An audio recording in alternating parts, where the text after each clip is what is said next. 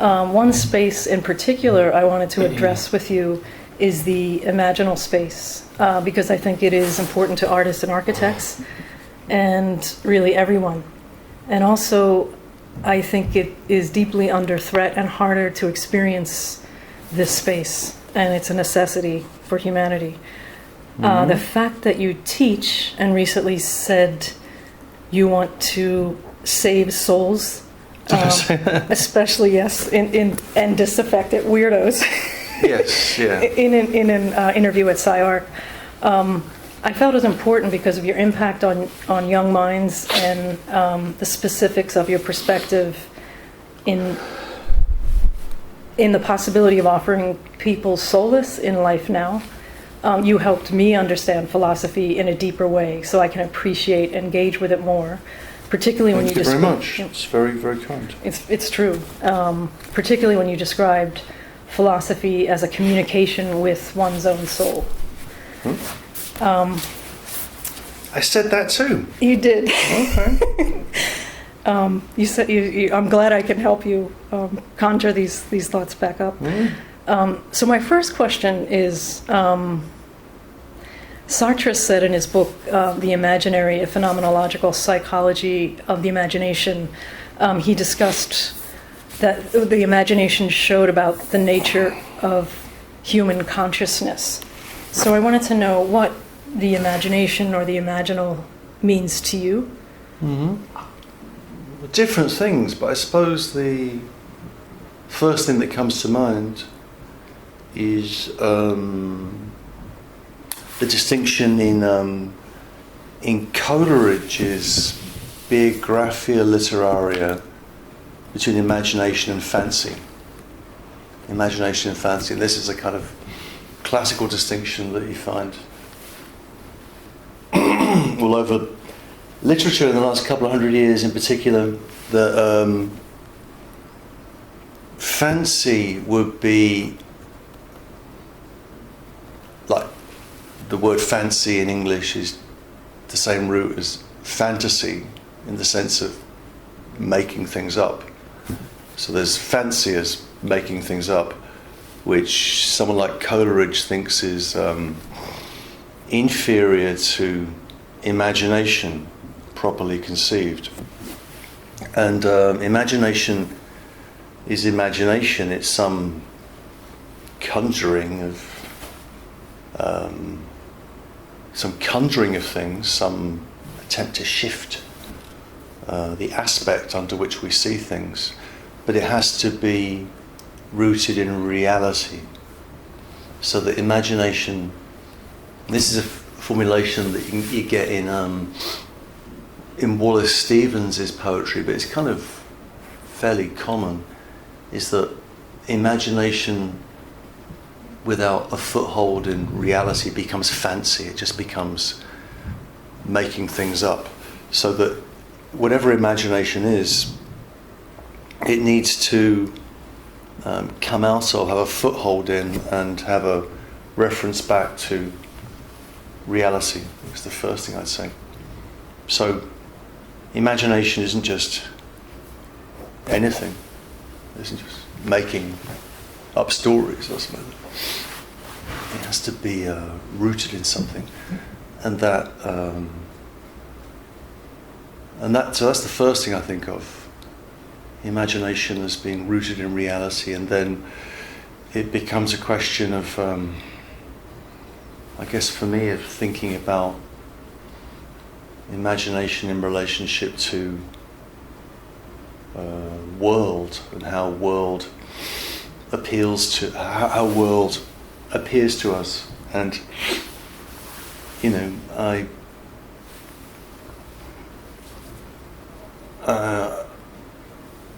I think, or at least a dominant view that I've been influenced by is that everything that is in the world, all the things in the world, are not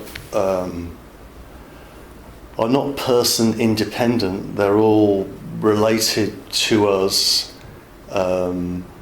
They are not things in themselves. They're not metaphysical entities or physical entities in their raw material character. They are things which show up insofar as they're things for us, and therefore they're dependent on the operation of the imagination. This is what Kant called the transcendental imagination, which is the idea that a really real world is something that we only get to organize through our activity, the activity of the subject in Kant. And so that faculty is the faculty of the transcendental imagination. So at one level, imagination is the core of everything that is, and on the second level, what we can call the primary imagination. The secondary imagination would be what, say, an artist makes or a poet makes. That there can be, let's say, a poem which gives us a sense of how we are in the world and how that relation to the world can be described, deepened, elevated, shifted in a poem or a work of art. But that, going back to the distinction with fancy, that secondary imagination can't just be something we make up, something we just. It has to be linked to something that is felt in a shared way and is real in a common way.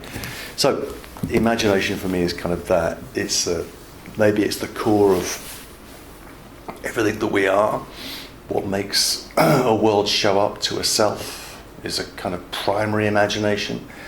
And then the secondary imagination would be the way that gets presented in artworks, and that way it gets presented can't be arbitrary or fantasy-like. It has to be the work of imagination, pushing back against reality, but also having a referent in reality. So I thought we would jump to tragedy and the imagination. And so in your book, Tragedy, the Greeks and Us, you wrote the city and soul are mirrors for each other, based on Plato's intended analogy of the psychic and political. Yeah. Can you elaborate on that? Oh, right. Well, so Plato's view was that, Plato kind of invents philosophy. There were different ways of finessing that claim, but he just kind of invents philosophy, and he invents it in the Republic on the idea of what would a just city be, and a just city would be one where the structure of the soul, which is tripartite for Plato, it's based on appetite, like desire, based on spiritedness, and reason. That tripartite structure of the soul is mirrored in the tripartite structure of the city, and Plato imagines 3 orders of people in the city. So it's that analogy which he kind of kicks things off with, and is at the centre of the Republic.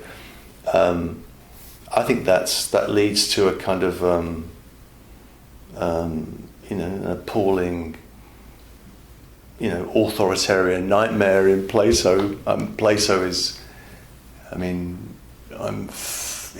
these are extraordinary literary or fictional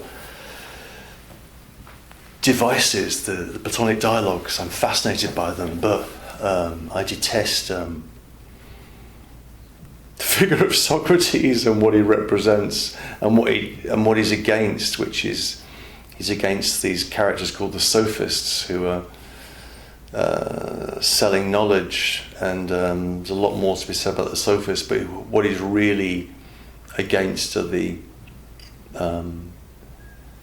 theatre people, the tragedians notably. He wants them out of the just city, and so what I'm trying to do in the tragedy book is to defend tragedy against philosophy, try and show how philosophy emerges in this war with theatre.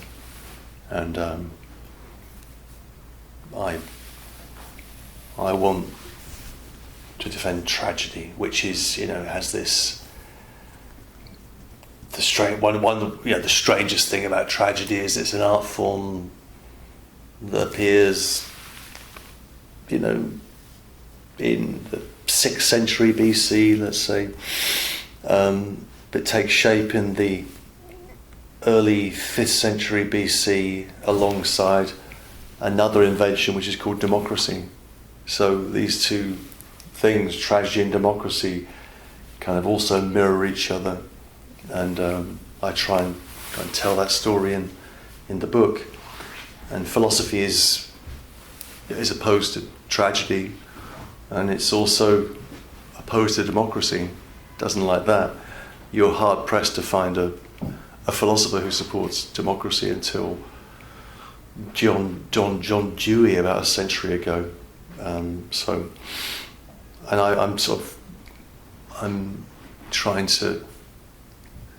For me, tragedy is about the experience of moral ambiguity, conflict, and so is democracy.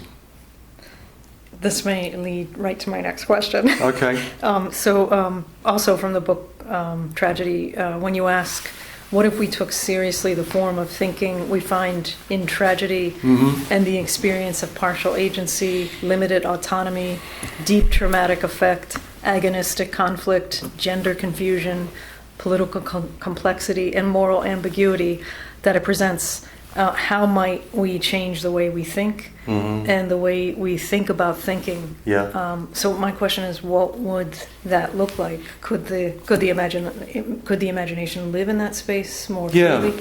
I think that Judith Butler is doing tragic thinking in precisely. I think each of those terms could be used to describe operations in her thought. It's but to understand that, I think you've got to understand what we're pushing against. And this goes back to there's a great passage. The first book of Nietzsche's Beyond Good and Evil is called The Prejudices of the Philosophers. The Prejudices of the Philosophers, and the real prejudice of the philosophers that Nietzsche is diagnosing, and Nietzsche is at his brilliant best when he's tearing something to pieces. His negative capacities are wonderful. His own views on things I've got different views about, but he says that the philosophical prejudice is that we can, with the use of the reason, we have the reason which can look through at the world and identify what is the case. It can identify the nature of substance, being. The mind can discriminate that which is, however that which is understood as nature or as God or whatever it might be. And on the basis of that ontological prejudice that reason can give us access to being, we can then derive a certain moral set of imperatives. And so the main prejudice of the philosopher is that the philosopher and the philosopher alone can peer through the veil of appearance into the structure of reality and then come back with certain moral pronouncements to give to the poor, unwashed, stupid masses that are waiting for their wisdom. And I think that's a catastrophic error. That thinking is much more like what I was describing in that passage. So tragedy is it's not clear what the nature of things is. It's kind of skeptical about the nature of things, and we see families often back projected into an area of myth, which itself is important. The stories that we're telling, stories that the Greeks told themselves, were stories from the deep past, the Bronze Age, the Trojan War, back in the day. And those stories about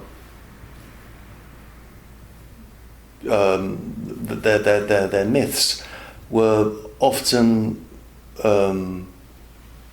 rooted in family structure, in kinship structure, and how families are defined, how families tear each other apart, how conflicts arise. So tragedy in many ways is a family drama, but that family drama is also the structure of political power. So what you find in a lot of the plays is that the most obvious example is Oedipus the king.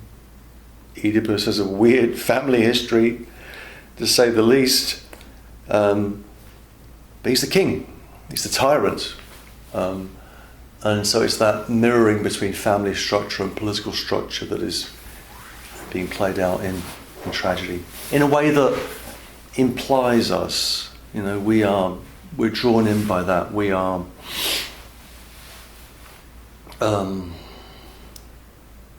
to go back to what Judith says in the Force of Non-Violence. We're given over. We're always given over. So what it means to be human, for whatever reason, is to be given over somewhere. We find ourselves kind of in the midst of stuff that we didn't really choose.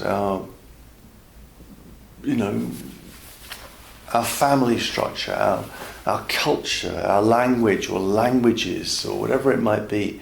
We find ourselves in the midst, and with these kind of titans of the psyche, father, mother, siblings, and shaped by them, and then we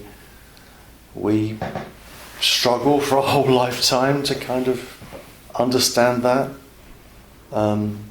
challenge it, throw it off, in a way that it's never free of ambivalence. It's never free of hostility, and but it's also full of love and affection. Two things at once, and I find that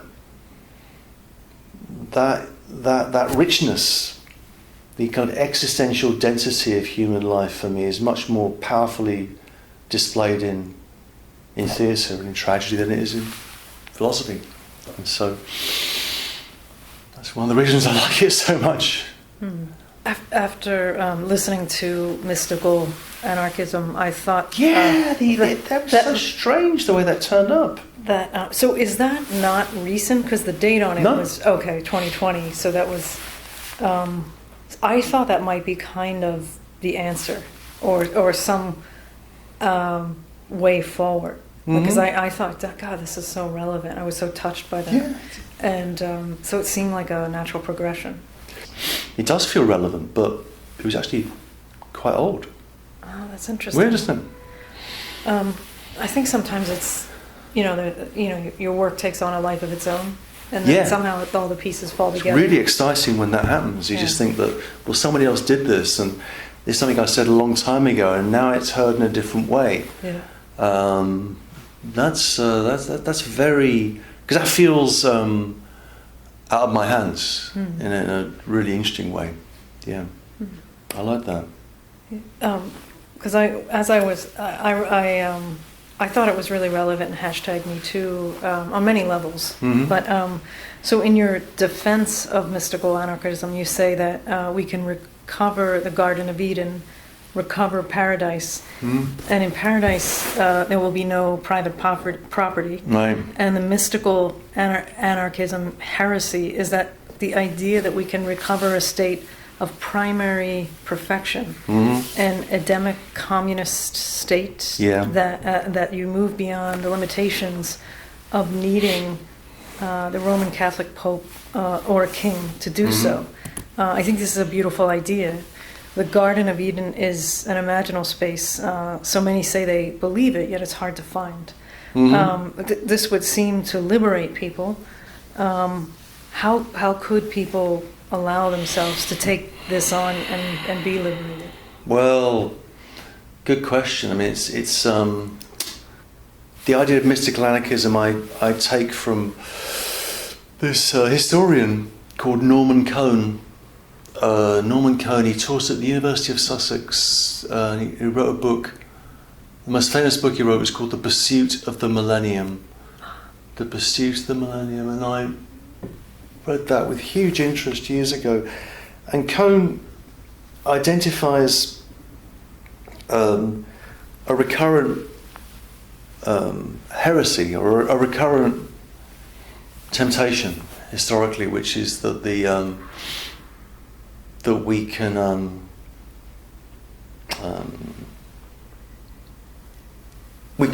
not recover the Garden of Eden, but we can live together. we can live in we can live together in a kind of freedom of the spirit. And Cohn sees that as a very dangerous thing. He thinks this is the this is a delusion which is behind all sorts of forms of political and moral purity. And he's writing in the late 50s, and the book is then reissued after the 60s, and he's very suspicious of what's going on in the student movements in the 1960s and movements of political and sexual liberation. So he thinks that the recovery of the Garden of Eden is a very dangerous political project. I see it more as a recurrent temptation, which I try and follow in this line of thought. I'm not I'm describing it. I'm describing its features. I'm very attracted to it. I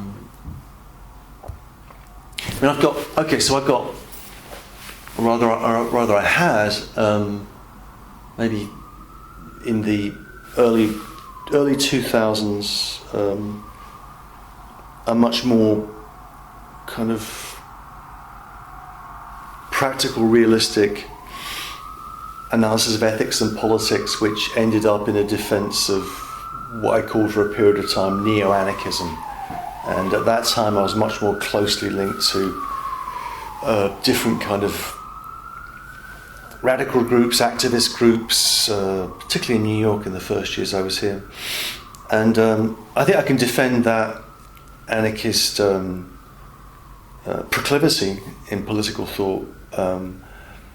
But the mystical anarchism was kind of, well, how could you defend this? This is really wild. So let's describe this and see where that goes.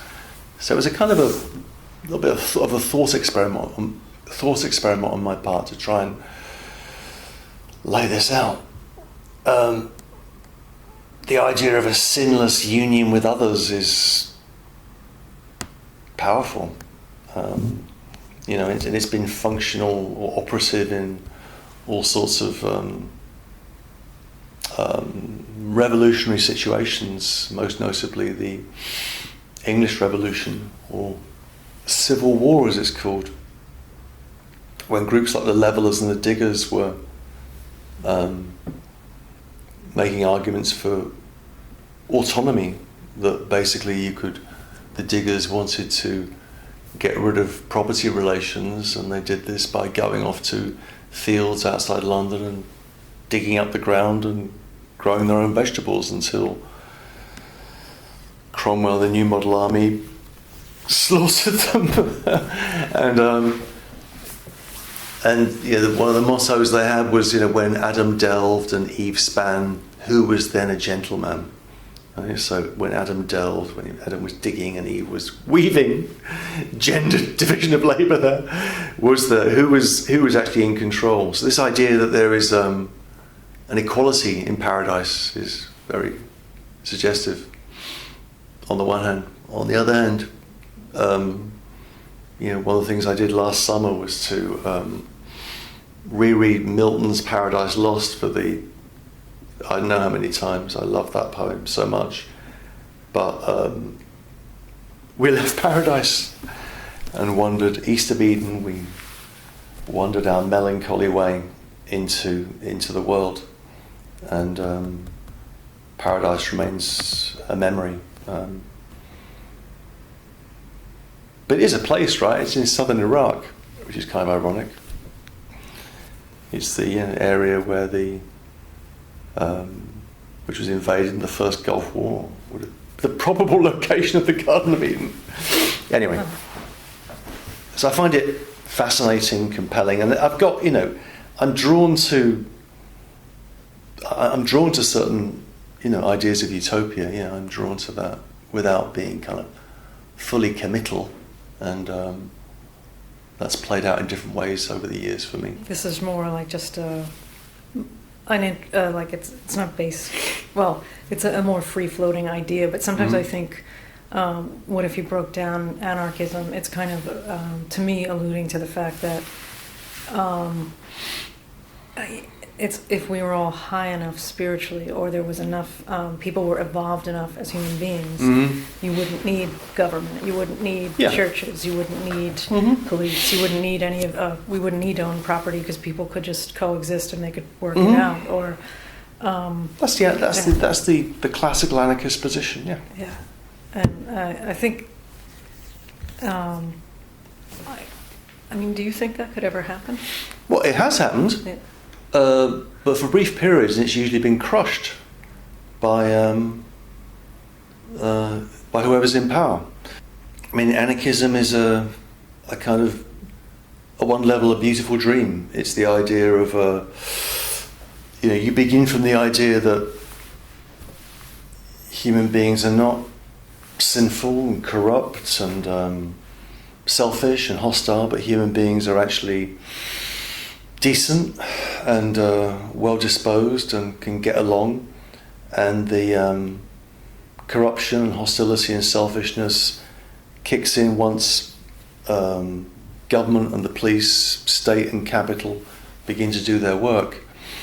Now I choose to believe that. I don't think it's an argument that can be had. I don't think it can be resolved by argument. I choose to believe that human beings are fundamentally decent. That is my faith, as it were. I think it is a faith, because there's lots of evidence to the contrary, right? And so it's much easier to believe that human beings are wicked and life is nasty, brutish and short, as Hobbes said, and therefore we need the state and the police and the military to protect human beings from themselves. That's the standard view. So I'm very attracted to that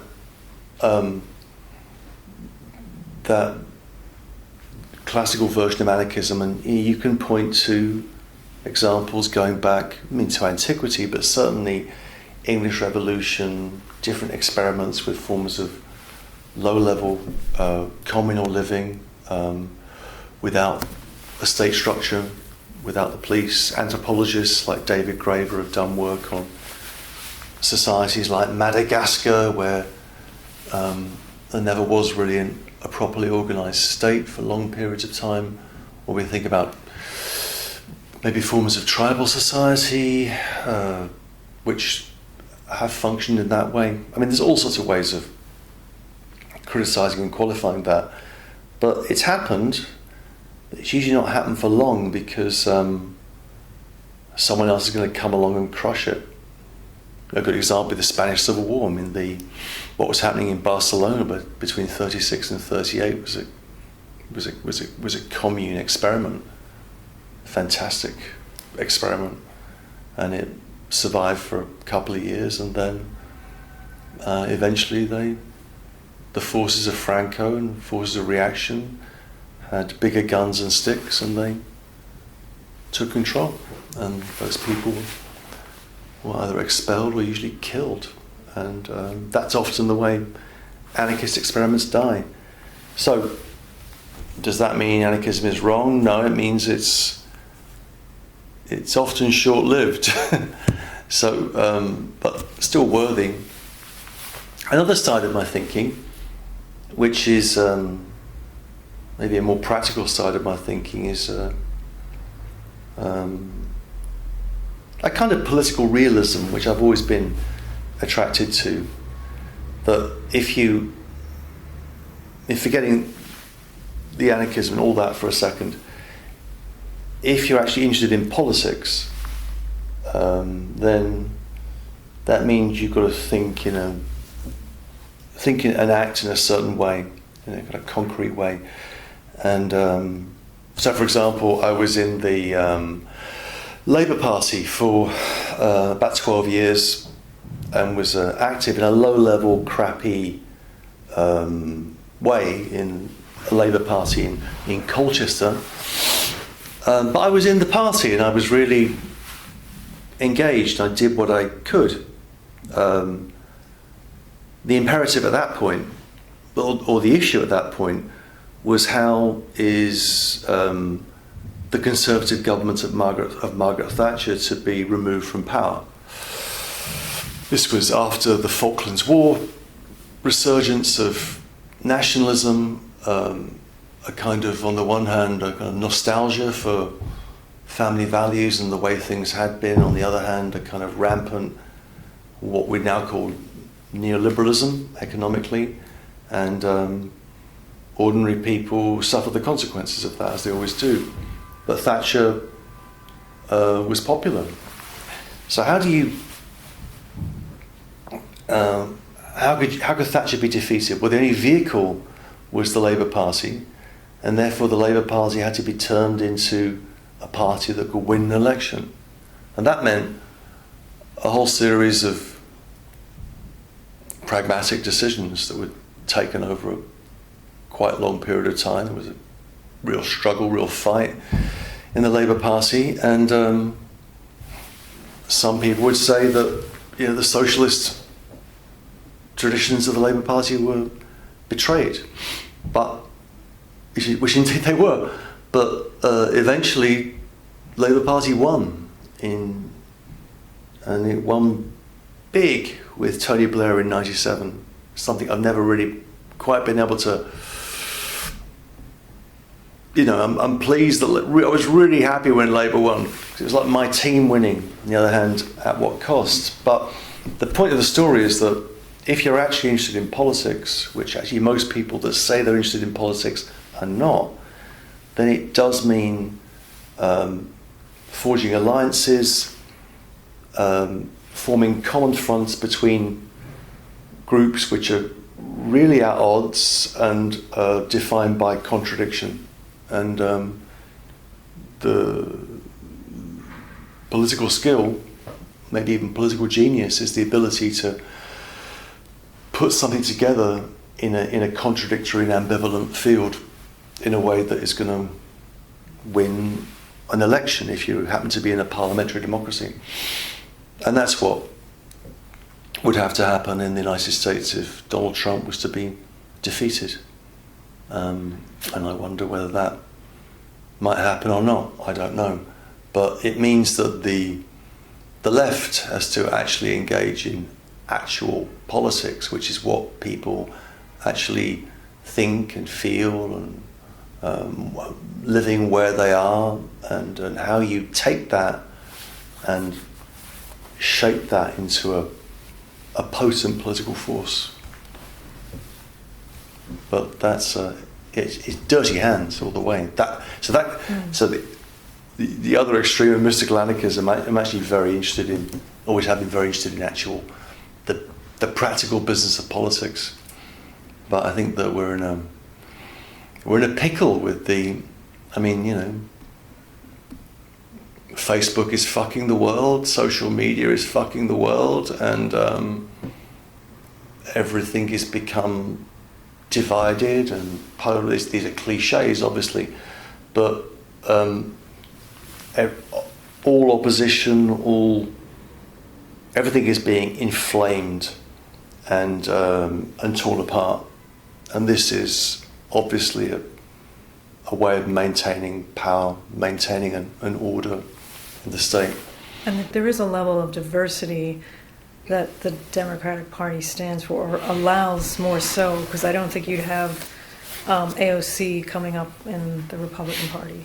Oh, or, sure, surely not, yeah. And there's the women and Islamic women, and there's a stand for that. And I think that is, because I was thinking, is what would make the Democrats come together and be a strong party and actually have that kind of unity, because they stand for diversity.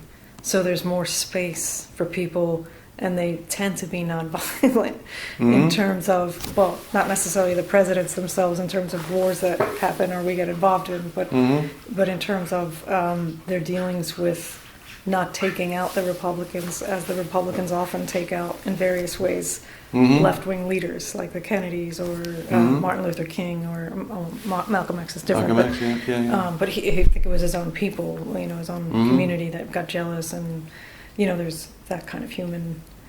But politics is a blood sport, and it's always been about. I mean, for me, the key concept in politics is hegemony. It's Gramsci's idea of hegemony, which is often misunderstood. Hegemony isn't power. Hegemony is the way in which you articulate together diverse elements from different groups into a common front. That's never going to last forever, but for a certain period of time can be an effective, unified front, what Gramsci called a historical bloc. That's what you want. And so diversity is no opposition to that. It's a precondition for that. I think it's always about diversity. The problem is that maybe forever, but certainly since the late 70s, the right has been better at politics than the left. And the left has to decide whether it actually wants to do politics or not. And that does mean engaging in forms of pragmatic compromise and making alliances with people you probably rather not make alliances with people about. But that's the way it is. And I think one of the problems on the left has always been we think about this in relationship to something like Occupy Wall Street, which was fantastic, and I was there, and it was very moving amongst other things, but there wasn't an adequate connection between that Occupy Wall Street and the different Occupy movements and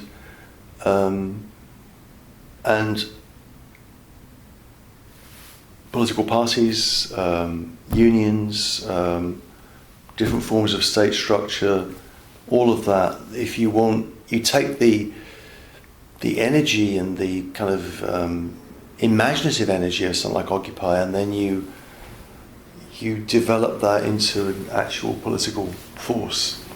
And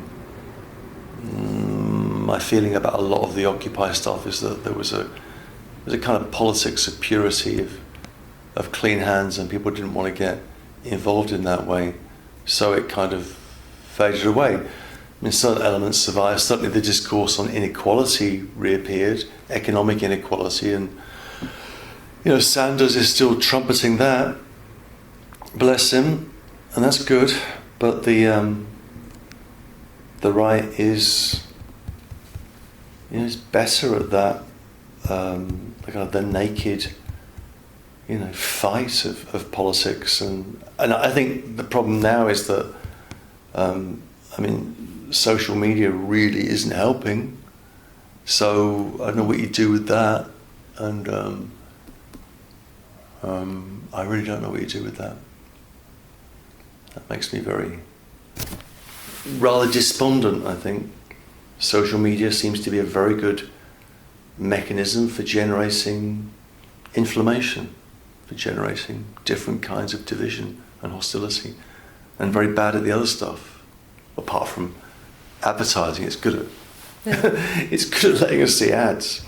I mean, Shoshana Zuboff's work on surveillance capitalism is kind of apropos here, that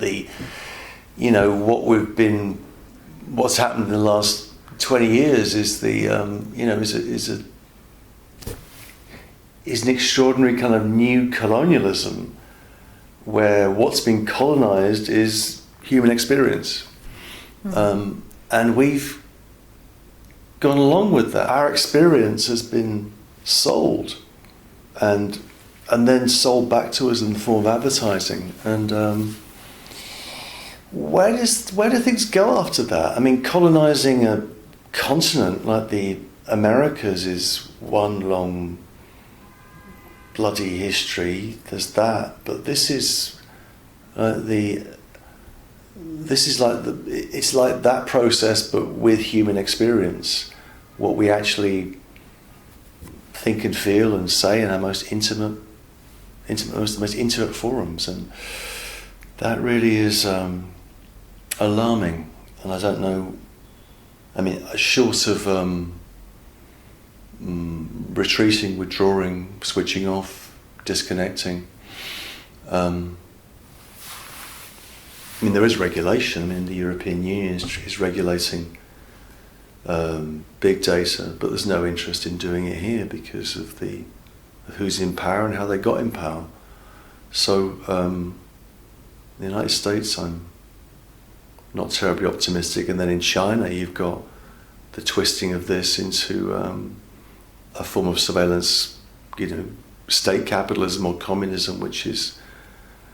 They're even more extreme with facial recognition. Yeah, and that's really taking shape. So where's that? I don't know. I mean, at that point, I'm kind of not quite throwing my hands up in the air, but I try and read about these things and learn more. But I have no particular pronouncements to make. And if the PR disasters of the last 2 years didn't really affect Facebook's bottom line, which it hasn't, Facebook's doing just fine, then what? And people, in a sense, are hypocrites, right? That we say we don't want this, but we're still on there, we're still updating things and checking things and spying on people, looking up old partners and the use of social media as a kind of, in this kind of sadomasochistic way, is really alarming. Comparison. I mean, we use social media really to make ourselves feel bad, it seems to me. And we kind of like feeling bad because we can't live up to that image of perfection that we're meant to project on our profiles. And so short of switching off and running away, which is an option. Yeah. I don't really know what you do. We will find out, as Philip Larkin would have said. So you also mentioned in the same talk conservatism is deeply pessimistic. Yeah. I think of George Bataille and how he thought we lived in terms of the economy with scarcity and fear rather than abundance, which isn't that similar to what you're talking about. And I think Deleuze and Guattari also brought this up with refuting original sin, and because you're already born operating at a loss, So in terms of the extreme right wing, I can't say leaders because I don't think they are leading us to tackle the most challenging issues of life now, like climate change in Australia with the devastating fires, and certainly in the US and throughout the world. Do you think, as stated in your talk with Judith Butler, when you talked about her book, The Force of Nonviolence, thinking or acting on the notion of grievability is a way forward? Yeah, I think it's a start. I mean, grievability, as I understand it, which is that Judith's argument here is singular, which is that the politics of equality that she's defending is the equality of grievability, that every life is and should be grievable. And we live in conditions where that grievability is not permitted. Certain lives are mourned and certain lives are not. The lives of certain people are mourned and marked, and other people get, shots at funerals or whatever it might be, and there's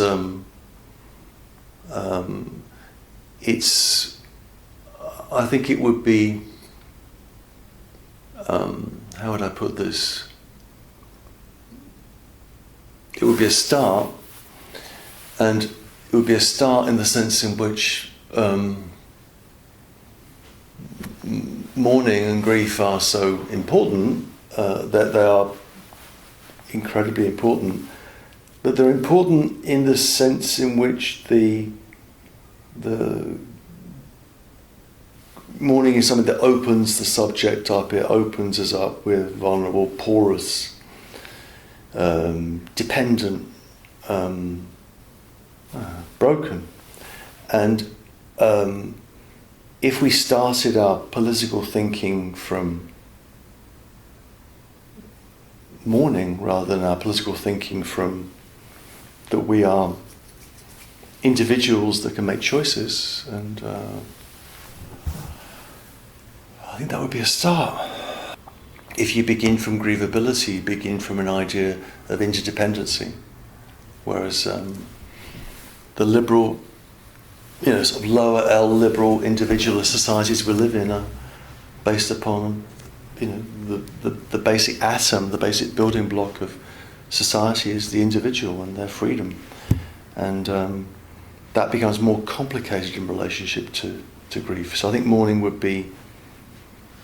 Yeah, I think the example Judith gives, way back when I think it was a text of hers called, not Infinite Mourning, something like that. It was in Precarious Life. And it was after 9/11. And,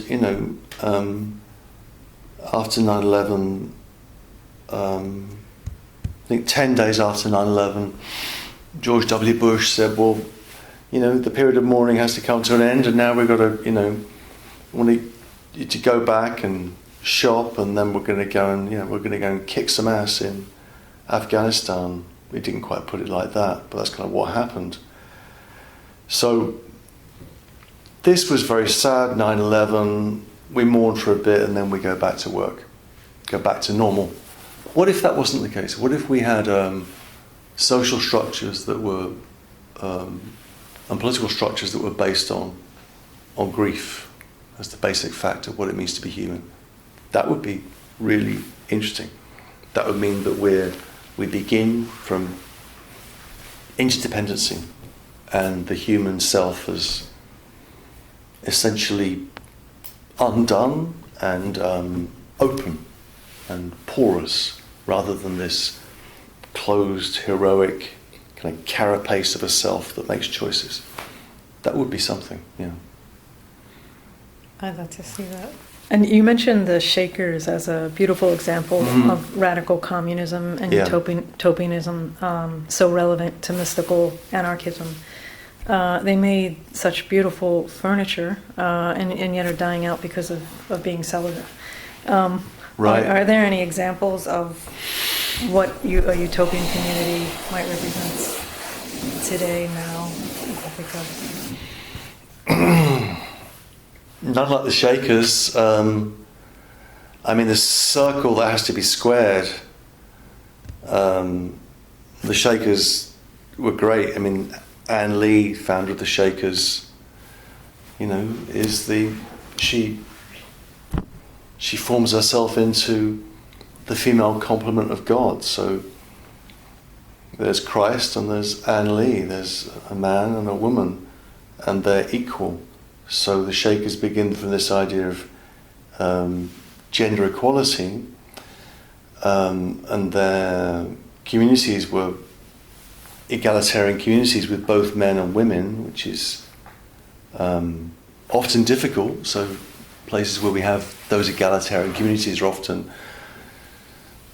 separately sexed, monasteries, convents. But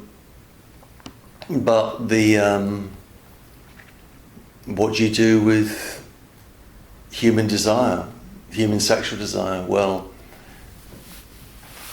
for the Shakers, chastity is the answer. So these are communities of gender equality which are chaste. And the problem with chastity is that, you've then got to keep recruiting people. You're not going to reproduce. Yeah. This is where the Mormons win and the Shakers lose. And so, the Shakers died out because they couldn't reproduce. I find the idea of chastity really interesting, and historically, the fact that it's an idea which is really important historically, and one that we find odd. Why would anybody be chaste? They must be weird in some way. But there is this, real issue of that human desire is a bundle of pretty nasty contradictions, and the virtue of Christianity in particular was that it recognised that, and you had to work with that, but to abstain from the sexual act through chastity. So maybe, return to chastity. That would be great population management. That would be my answer to the climate crisis. Stop reproducing. I don't know. Worry about people endlessly reproducing themselves, feeling they have a right to do that. I mean, Peter Singer raised that question. Do we? I mean, I don't know. I mean, it's You have a son. I have a son. I was surprised. I was like, I'm not have children. I'm not negating it. But it's a kind of, so for the Shakers, the utopianism was tied to chastity, and that led to them dying out. It seems somehow that works sometimes, and somehow, like in the Catholic Church, it goes horribly wrong. Right. And maybe it's how people view sexuality. Mm-hmm. Like in Eastern cultures, it's generally it's just your vitality. So Mm-hmm. when you get you go for more traditional like Chinese medicine, Mm-hmm. they ask you certain things, or you're given certain treatments so that you have your sexual drive and your libido, because it's seen as health, Right. and that if you're not feeling that desire, or you don't feel that vitality, you're kind of missing out on the vitality of life, But I think in Western medicine, it's more like, well, you just take this drug so you can do these things, and it's not like a kind of holistic approach. Yeah, well, the three great monotheisms, not just the West. This is the billion or so people who are living as Muslims, and Christianity and Judaism are all based upon that sexual desire is a very dangerous thing, and it needs to be constrained and prohibited, and it's and that prohibition, it's not certainly not part of. It's part of vitality, but a part of vitality that we really have to worry about and kind of quieten down. So that's messed up. This was like my favorite part about the free spirit. Oh yeah. So when you discussed in mystical anarchism how threatening the free spirit is, because the the spirit of the Lord is within. Yeah. And in a sense, this person becomes God. Mm-hmm. The pervasive notion of original sin would have us believe the spirit is outside of oneself. Mm-hmm. So, I mean, I grew up with being Irish Roman Catholic, and I found it so hard to free myself of that. Mm-hmm. And maybe I'm still freeing myself. I also think anyone, or especially artists, architects, creative people, would find your concepts about the free spirit liberating. Do you think minds are shifting towards the free spirit and seeing a value? No, not at all. Not the opposite. No way. What a very legislated spirit, I think.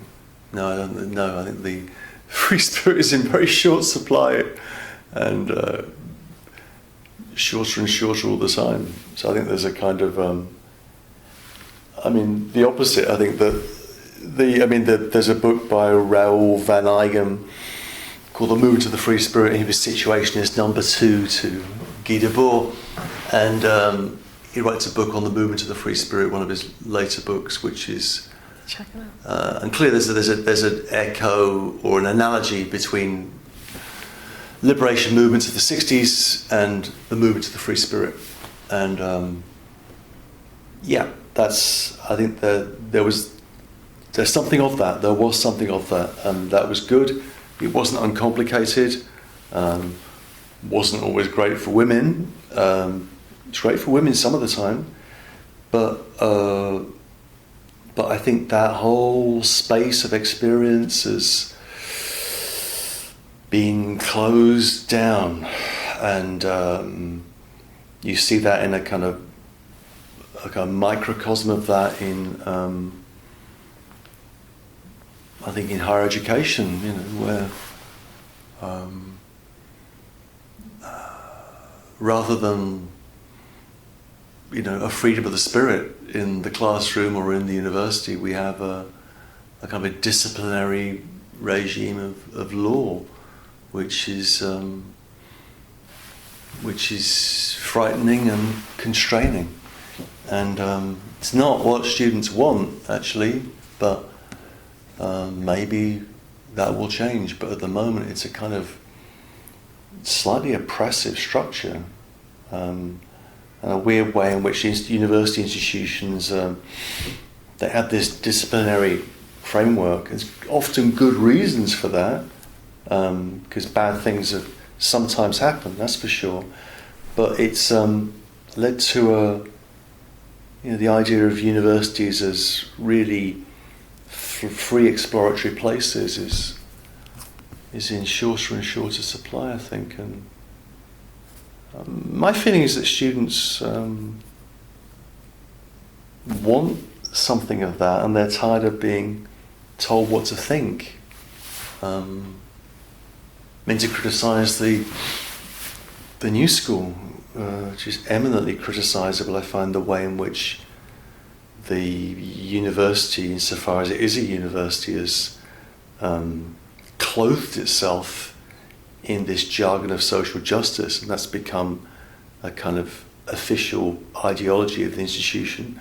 I mean, both hypocritical in the sense of it's not true, and it's also pernicious, and it doesn't allow for freedom of thought in terms of diversity of opinion.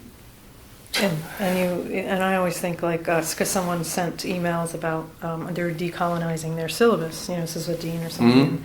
I thought, well, why don't you decolonize the workforce? Yeah, right. Why don't you decolonize this hierarchy and pay scale with adjunct professors and the administrators, because they're making the big bucks.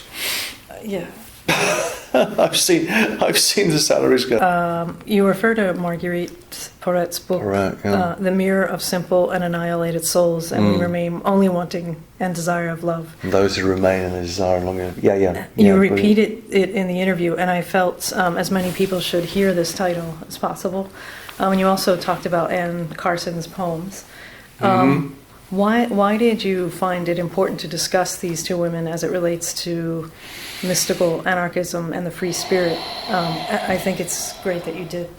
Well, yeah, I mean, I've always wanted to be... oh, gosh, this is, far too confessional, but it's kind of... I co-wrote a book with Jameson Webster, The Hamlet Doctrine, or Stay Illusion, as it was called here. And part of what that was about was to try and write with another voice. So I've always been, I don't believe in fixed gender differences and all that stuff, but I do think there are different voices and different modalities of voice which are distributed along lines of gender. And as someone that, as a man who's been trained, as people say, to do philosophy in a certain way, I find it liberating to read, say, the works of medieval female mystical writers. Fascinating, and it's something which I wouldn't say, I wouldn't be able to put it that way, but that linking of kind of intellectual rigor with a sense of spiritual revelation combined with an attention to the personal dimension of experience is something which I find incredibly suggestive. I mean, there's a, in one way I would put it, a kind of provocative way of putting it would be, I've been trying to kind of hystericize myself over the years that the problem with people like me is that a tendency towards obsessionality, a tendency towards a kind of control, rational control, or an argumentative control, or control of writing, whatever it might be, which leads to a kind of internal deadness. And so I'm always looking for something that is alive, and I find that in people like Marguerite Perret, and also people like Anne Carson, or indeed in people like Judith Butler. I find a different set of what's possible as a voice, which I'm not going to try, not that I'm going to imitate that or occupy that, but I can try and learn something from that and try and find a similar inflection in what I'm trying to do. But so my suspicions about philosophy is it boil down to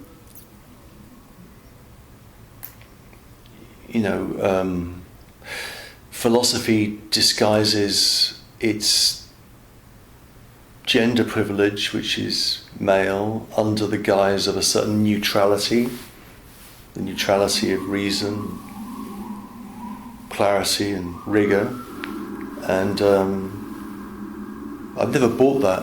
I think that there's a first step is recognising that there's a whole range of different voices, and then you can learn from them and then try and write in a slightly different way. So one of the things I'm going to try and write next, in the next couple of years, is something which will be on Anne Carson, using some poems by Anne Carson and some text, and then to try and engage in a reading of Julian of Norwich.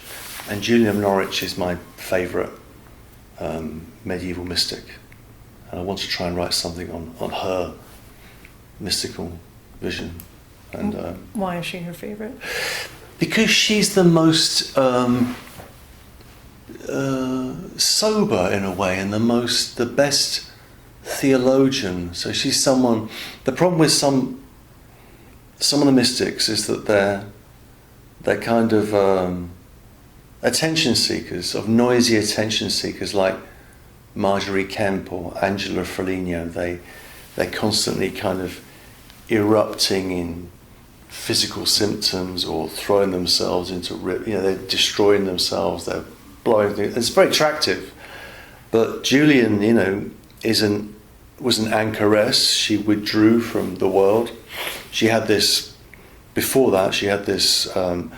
experience where she was dying, and she then, as she was being given last rites, she began to have a series of revelations in relationship to a crucifix, which lasted for 20 hours, something like that.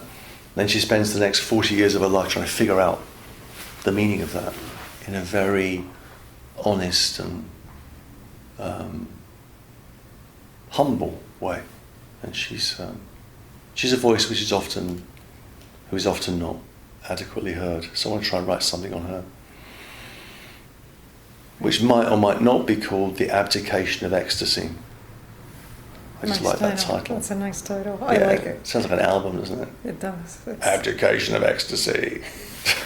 So just one final question. Okay. Is poetry really important to you? Because you mentioned it several times, even with the book. It was the way.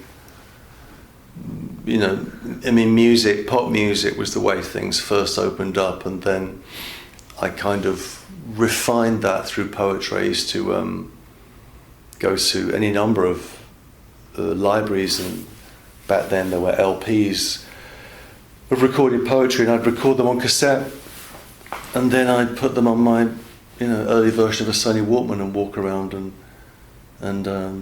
listen to them and memorize them. And this became a way of possessing language for me. It still is. I find it beautiful, I find it a comfort, I find it a solace, I find it funny as well. But there's something about the